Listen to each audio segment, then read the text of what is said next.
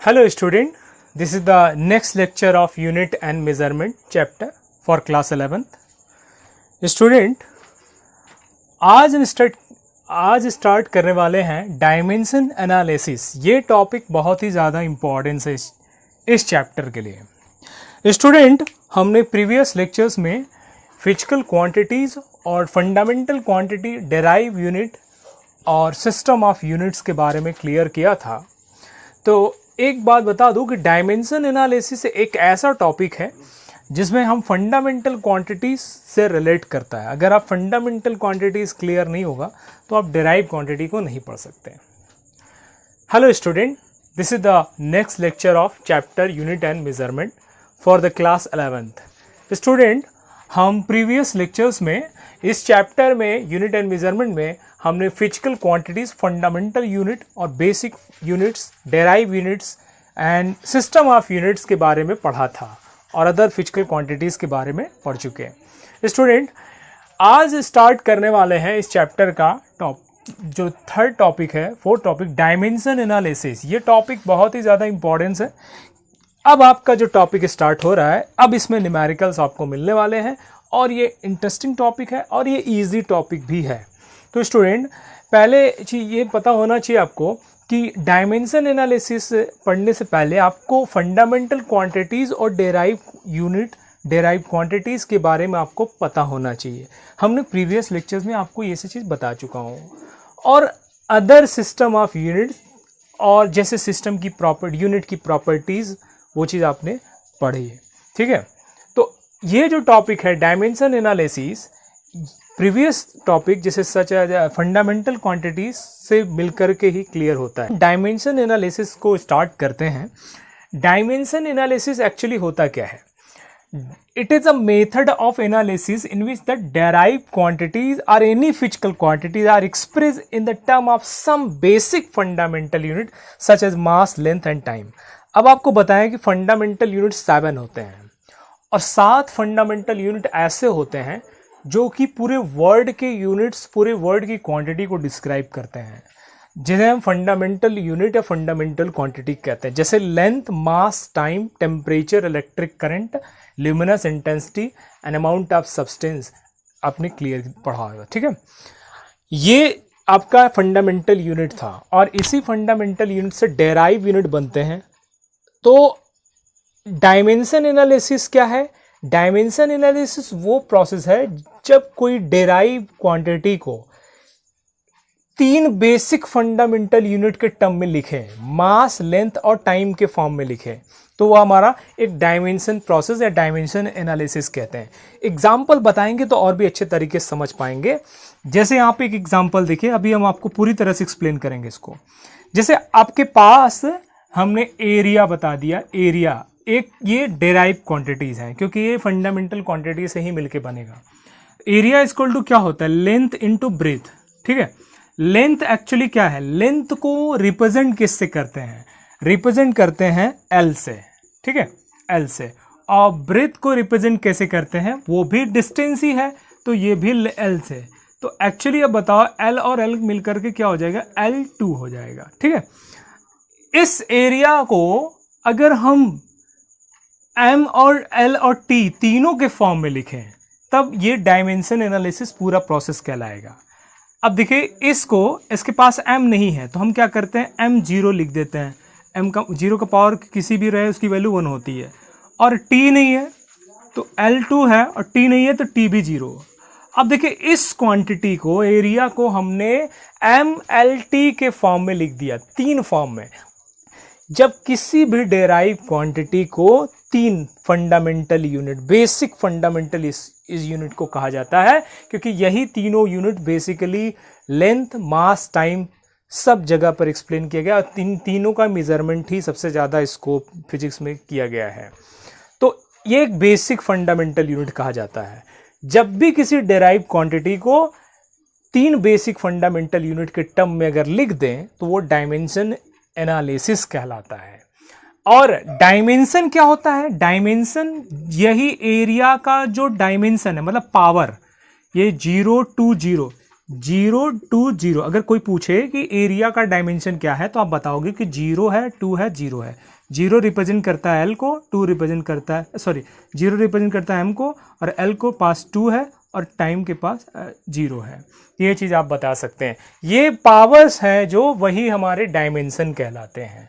तो इसलिए इसको और करके ऐसे भी डिफाइन कर सकते हैं, the power to which the fundamental quantity of mass, the power to which the fundamental quantity of mass, length and time have to raise to represent the derived quantities, that is called as dimension analysis। किसी भी dimension analysis में किसी भी derived quantity को जब हम mass, length और time के फॉर्म में लिख दें तो हमारा क्या कहलाता है, एक dimension analysis कहलाता है, एक प्रोसेस कहलाता है। अब आपको एग्जाम्पल बताएंगे और भी अच्छे तरीके से समझ पाएंगे।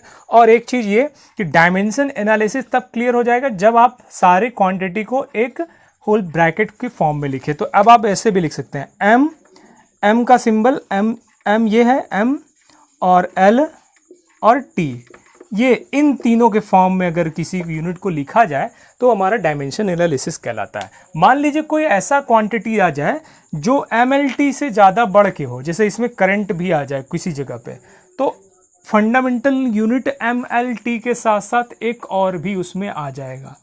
लेकिन ये तीनों हर यूनिट में होना चाहिए। बेसिकली किसी भी डेराइव क्वांटिटी को जब भी एक्सप्रेस करेंगे तो M और T के तीनों के फॉर्म में एक्सप्रेस करना है।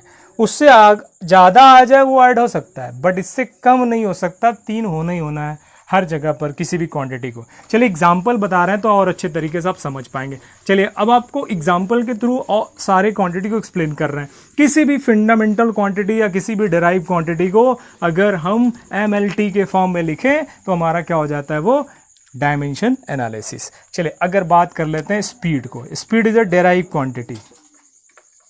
Speed is a derive quantity. Speed is equal to क्या होता है, क्या है, distance upon time.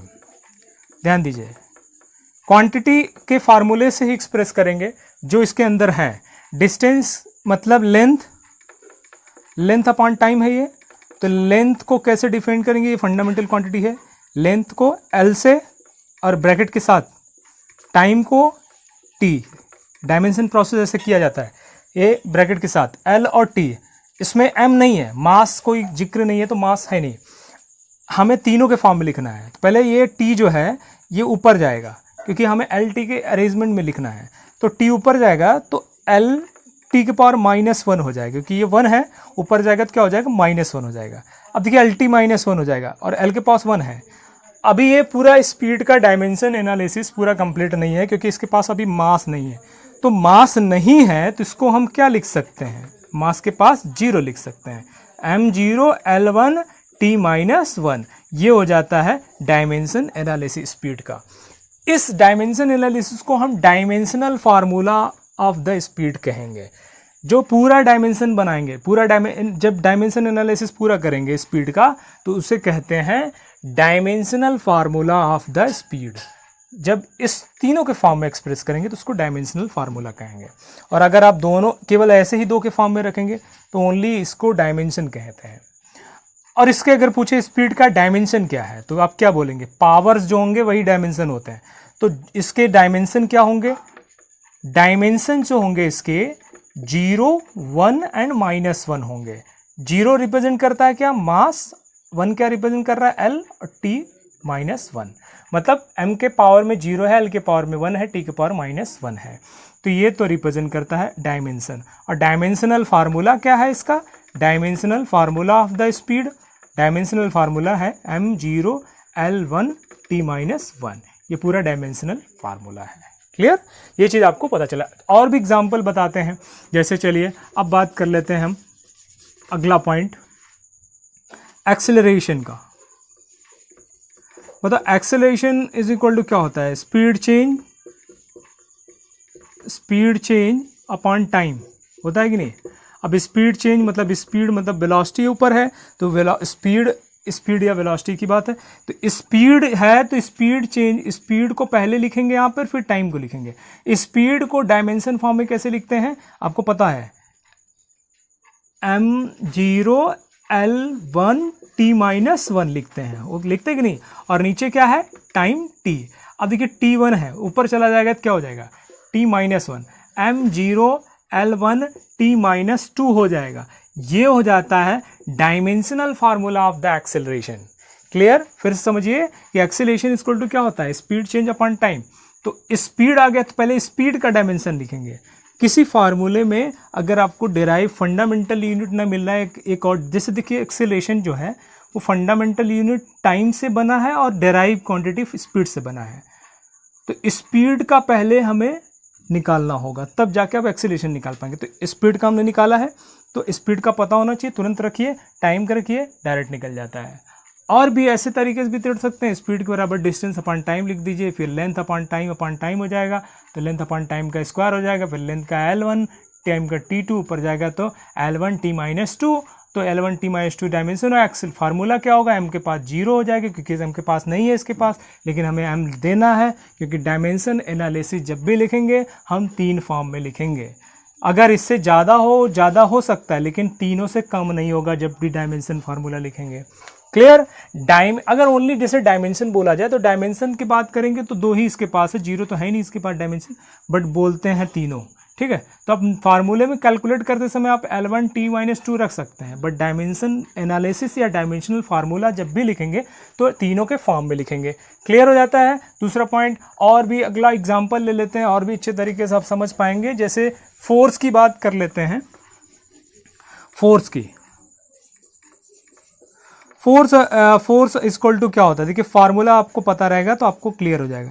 Mass into acceleration होता है कि नहीं, F बराबर m में, F बराबर m इंटू ए, मास इंटू एक्सेलरेशन। तो चलिए मास एक फंडामेंटल क्वांटिटी है, मास को रिप्रेजेंट कैसे कर, सिंबल कैसे लिखवाते हैं, m से। ठीक है, एक्सेलरेशन का क्या होता है, अब देखिए एक्सेलरेशन एक फंडामेंटल यूनिट नहीं है, नहीं तो डायरेक्ट लिख देते हैं, अगर लेंथ होता है l लिख देते, बट एक्सेलरेशन का पहले निकालना पड़ेगा। तो एक्सेलरेशन आप निकाल चुके हैं, क्या है, m0l1t-2, m0l1t-2 ये है। अब देखिए m1 है और 0 तो मिलकर के m1 ही रहेगा, m1l1t-2, ये जो हो गया हमारा dimensional formula of the force. अगर पावर्स बोला जाए तो क्या बोलेंगे, 1 1 -2, ये है इसका डायमेंशंस, और डायमेंशनल फार्मूला m1l1t-2। ये 1 को आप रिप्रेजेंट ना करें तो भी चल जाएगा, क्योंकि 1 कोई की पावर में अगर डायरेक्ट लिखा नहीं जाता, m तो 1 तो लिखा नहीं जाता, वो आप समझ ही सकते हैं कि 1 तो होता ही है, तो mlt-2 डायरेक्ट बोल सकते हैं, बोलने का तरीका। अब आप समझ गए होंगे कि डायमेंशन एनालिसिस किसे कहते हैं। डायमेंशन एनालिसिस का मतलब यह है कि किसी भी डेराइव क्वांटिटी को आपको 3 फॉर्म में लिखना है, 3 क्वांटिटी के टर्म में लिखना है, m और l और t, बेसिक फंडामेंटल यूनिट। तो एक प्रोसेस है, एक एनालिसिस है, जिसे हम डायमेंशन एनालिसिस कहते हैं। अगर मैं कहूँ कि वॉल्यूम का डायमेंशनल फार्मूला बताइए तो क्या लिखेंगे, बताइए। डायमेंशन फार्मूला वॉल्यूम का, अगर मैं पूछूं कि वॉल्यूम का आप डायमेंशनल फार्मूला बताइए, तो वॉल्यूम बराबर क्या होता है, अगर लेंथ इंटू हाइट, ठीक है, अगर क्यूब का पूछ रहा है तो लेंथ को रिप्रेजेंट कैसे करेंगे, एल से, ब्रेथ भी डिस्टेंस है तो ये भी एल, एच भी, ये भी लेंथ, सब डिस्टेंस है, तीनों एल, तो L1 1 1 2 तो मिल करके क्या हुआ, L3, ये हो गया dimension of the volume. But dimensional formula अभी नहीं क्लियर हुआ, डायमेंशन एनालिसिस पूरा नहीं है इसका, इसके पास जो नहीं है वो भी लिखना पड़ेगा, m और l t तीनों के फॉर्म में। तो m 0 है और l3 है, t 0 है, तो ये उसका डायमेंशन फार्मूला हो गया, डायमेंशन एनालिसिस हो गया। वॉल्यूम का डायमेंशन एनालिसिस हम इस तरह से लिखते हैं। तो स्टूडेंट, हमने ये चीज़ क्लियर कर लिया कि डायमेंशन एनालिसिस किसे कहते हैं। ऐसे बहुत सारे क्वांटिटीज़ हैं जो आपको मिलने वाले हैं डायमेंशन एनालिसिस में, हम आपको बहुत सारी होमवर्क्स देने वाले हैं, बट ये देखिए फार्मूला याद है तो सब कुछ बनते चले जाते हैं। अगर मैं पूछूं, चलिए प्रेशर का बताइए, प्रेशर इक्वल टू क्या होता है, फोर्स अपॉन एरिया। ध्यान देना, फोर्स अपॉन एरिया। अब देखो इनमें से कोई फंडामेंटल क्वांटिटी नहीं दिख रहा है, तो पहले फोर्स डिराइव क्वांटिटी है, एरिया भी डिराइव क्वांटिटी है, तो पहले फोर्स का अलग निकालो, एरिया का अलग निकालो। फोर्स का आप निकाल चुके, फोर्स का क्या होता है, रख दीजिए m1, डायरेक्ट रखिए, क्या है फोर्स का, m1l1t-2, क्लियर, अपॉन एरिया का नहीं पता तो एरिया का निकाल लीजिए। एरिया इज इक्वल टू क्या होता है, लेंथ इंटू ब्रेथ। तो ये L1 और L1 मिल करके कितने हो जाएंगे, L2 ये हो जाएगा, क्योंकि ये भी डिस्टेंस ये भी डिस्टेंस। तो एरिया का क्या लिखेंगे, L2। न्यूमेरिकल करते समय इसके पास m0 है, t0 वो लगाना जरूरी नहीं है, बट जब डायमेंशन फार्मूला अगर पूछा एरिया का तो केवल L2 नहीं बोलेंगे, m0 L2 t0 बोलेंगे। ठीक है, न्यूमेरिकल सॉल्व करते समय आप डायरेक्ट रख सकते हैं क्योंकि m0 का कोई मतलब नहीं है। चलिए अब बताइए क्या हो जाएगा, L2 है और L2 ऊपर जाएगा तो -2 हो जाएगा और 1 प्लस है, तो मिल करके बचेंगे कितने, -1 बचेंगे। तो बनेगा क्या, m1 L-1 T-2। This is the dimensional formula of the pressure. अब आपको बता दें कि डायमेंशन आप सभी क्वांटिटी का निकाल डालिए। मैंने आपको बताया कि अगर जैसे डेराइव क्वांटिटी का फार्मूला आपको पता है, अब उसमें मान लो जी आपके पास फंडामेंटल क्वांटिटी नहीं है, फंडामेंटल क्वांटिटी डायरेक्ट MLT हो तो डायरेक्ट रख सकते हैं।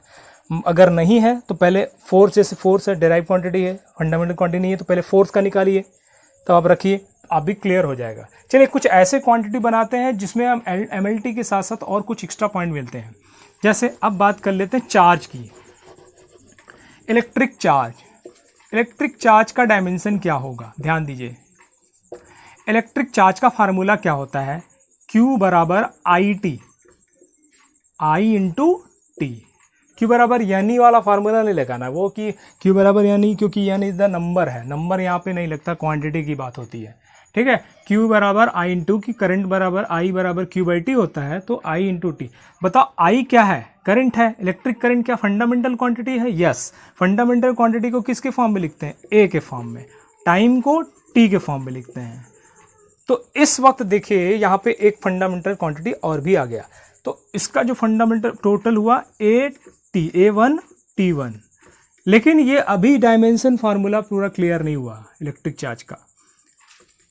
इसके पास हमें m0 है, L0 है, T1 है और A1 है। ये हो गया इसका dimensional formula of electric charge. क्योंकि आपको मैं बता चुका हूं कि MLT होना चाहिए, 3 होना चाहिए, उससे कम नहीं होना चाहिए, ज़्यादा हो सकता है। अगर एक्स्ट्रा फंडामेंटल क्वांटिटी अगर क्वांटिटी के अंदर आ जाए तो ठीक है, लेकिन उससे एक्स्ट्रा नहीं, उससे कम नहीं होना चाहिए, MLT से कम नहीं होना चाहिए। अगर एक्स्ट्रा आ जाए तो ठीक है, लेकिन अगर अदर फंडामेंटल, मतलब कहने का मतलब अदर फंडामेंटल क्वांटिटी आ जाए, जैसे अमाउंट ऑफ सब्सटेंस आ जाए, ल्यूमिनस इंटेंसिटी आ जाए, वो ऐड हो सकता है, बट ये तीनों हमेशा रहेंगे वहाँ पर MLT। तो ये जो हो जाता है इलेक्ट्रिक चीज़ का डायमेंशनल फार्मूला। तो स्टूडेंट डायमेंशन एनालिसिस आप क्लियर कर लिए होंगे, इससे कोई प्रॉब्लम नहीं होगी, आप सीख लिए होंगे। चलिए अब आपको बता दें कि आपके लिए होमवर्क्स है, अगले लेक्चर में हम एप्लीकेशंस ऑफ डायमेंशन पढ़ाने जा रहे हैं, वो बहुत ही ज़्यादा इंपॉर्टेंस है। तो चलिए आपके पास होमवर्क्स दे रहे हैं, देखिए बहुत सारे होमवर्क्स हैं जो आपको करने हैं, डायमेंशन निकालने हैं। देखिए डायमेंशन एनालिसिस एक प्रोसेस है जिसमें हम क्या करते हैं, किसी भी डेराइव क्वांटिटी को MLT के फॉर्म में लिखते हैं, 3 बेसिक फंडामेंटल यूनिट और एक होल ब्रैकेट में लिखते हैं उसको, क्लियर। और जो पावर्स होते हैं उस क्वांटिटी के जिससे वो बने हैं वो डायमेंशंस होते हैं, और MLT के फॉर्म में लिख देना पूरा, वो डायमेंशनल फार्मूला कहलाता है। ठीक है, चलिए कुछ होमवर्क्स दे रहे हैं। पहला मोमेंटम होमवर्क्स है, ये आपके पास बहुत सारे क्वांटिटीज आपको मिलेंगे, वो अच्छे मोमेंटम्स हैं। दूसरा एंगुलर मोमेंटम, देखिए मोमेंटम मतलब लीनियर मोमेंटम हो सकता है, लीनियर मोमेंटम मतलब मोमेंटम का मतलब linear momentum. Angular momentum. Third work,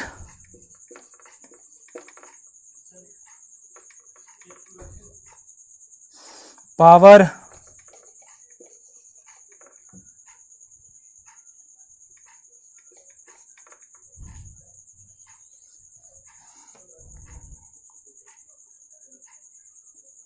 electric potential,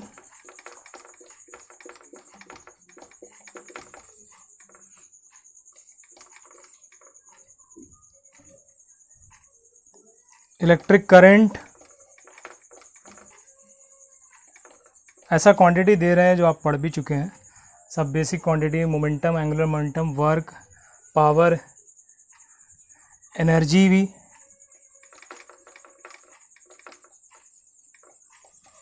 ठीक है। चलिए